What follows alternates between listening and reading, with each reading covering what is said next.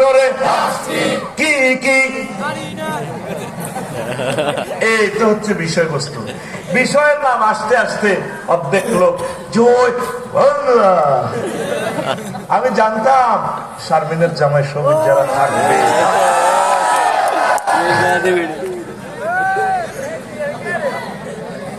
সায়দাবাদ যাইতে যাইতে তার সুরে অর্ধেক যাত্রী নামে যায়, ঠিক কিনা?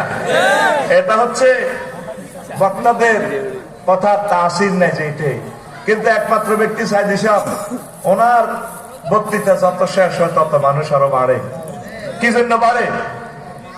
তার সাথে মোনাজাত দেওয়ার জন্য। এক কপি বাংলাদেশের, ওনার যত আলোচনা বাড়ে লোক আরো বাড়ে, আফসারির বাড়বে না, কারণ হেতের কোনো এই যোগ্যতা নাই। এটাই কথা ফাইনাল, ঠিক কিনা? ঠিক কিনা? সাইদ সাহেব আসতেছেন, আমাদের জন্য দোয়া করবেন।